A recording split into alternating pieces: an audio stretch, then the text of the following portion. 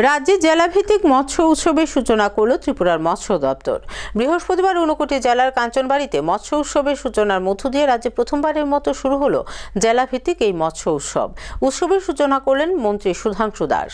বৃহস্পতিবার ঊনকোটি জেলার Kanchanbari motor stand সংলগ্ন মাঠে মৎস্য দপ্তর আয়োজিত এক দিবসীয় এই জেলাভিত্তিক উৎসবের সূচনা করেন ত্রিপুরার মৎস্যমন্ত্রী সুধাংশু দাস। উপস্থিত ছিলেন ঊনকোটি জেলা পরিষদের সভাধিপতি অমলেন্দু দাস, মৎস্য দপ্তরের সচিব দীপা ডি নায়ার, ঊনকোটি জেলা শাসক দিলীপ কুমার চাকমা, কাঞ্চনবাড়ি গ্রাম পঞ্চায়েতের প্রধান শেলি ভট্টাচার্য সহ অন্যান্যরা।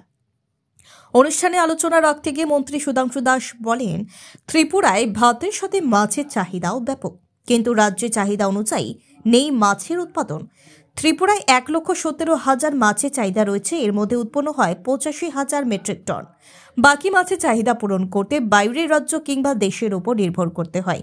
এদিন মাছ চাষে বেকারদের উদ্বুদ্ধ করতে মন্ত্রী তার বক্তব্যে টেনে আনলেন তীর জুয়ার প্রসঙ্গকেও। তিনি উদাহরণ দিতে গিয়ে বলেন, 1 টাকায় 80 টাকা পাবার বাসনায় জুয়ার বুথ না হয়ে 1 টাকার একটি মাছ পুকুরে ফেলে পরবর্তীতে সেটি তীর জুয়ার লাভের থেকেও বেশি লাভ এনে দেবে। এতে আর্থিক উপার্জনের পাশাপাশি রাজ্য পূরণ হবে মাছের ঘাটতি। বিজ্ঞান ভিত্তিক মাছ চাষের উপর এদিন জোর দেন মন্ত্রী। ভাত খাওয়া আমাদের কাছে যতটা গুরুত্বপূর্ণ, ভাতের সাথে মাছ খাওয়াটাও কিন্তু ততটাই আমাদের কাছে গুরুত্বপূর্ণ। কিন্তু আমরা দেখেছি আমাদের রাজ্যে যে পরিমাণের মাছের চাহিদা আছে, সেই পরিমাণের মাছের উৎপাদন আমাদের রাজ্যে নেই। প্রায় 31,000 মেট্রিক টন মাছ ফিশারি দপ্তরের তথ্য অনুযায়ী প্রতি বছর আমাদের বাইরে থেকে আমদানি করতে হয়। এই যে বাইরে থেকে মাছ আসে, এই মাছ আসার পর আমাদের রাজ্যের মাছের চাহিদা পূরণ হয়। অর্থাৎ বাইরে থেকে মাছ না আনলে সব মানুষের মাছের কিন্তু জোগাড় নেই, হবে না। স্বাভাবিক কারণে মাছ সবচেয়ে চাহিদাপূর্ণ একটি খাদ্যদ্রব্য।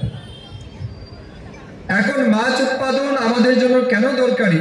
মাছ চাষের সাথে সাথে মাছের উৎপাদন যেমন বৃদ্ধি হবে, ঠিক তেমনি যারা উৎপাদন করবে তাদের কর্মসংস্থানও হবে। আমি মনে করি তীরের চাইতে লাভবান জিনিস মাছ চাষ।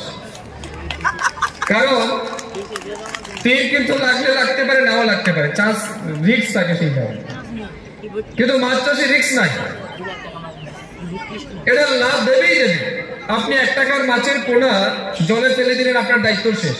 মাঝে মধ্যে জলের উপরে কিছু খাবার ফেলে দিলেন, দায়িত্ব শেষ আপনার। 6 মাস 7 মাস 8 মাস পরে 1 টাকার মাছের পোনা আপনার সামনে দাঁড়িয়ে যায় 200-300 টাকা তার রেট নিয়ে, ঠিক না?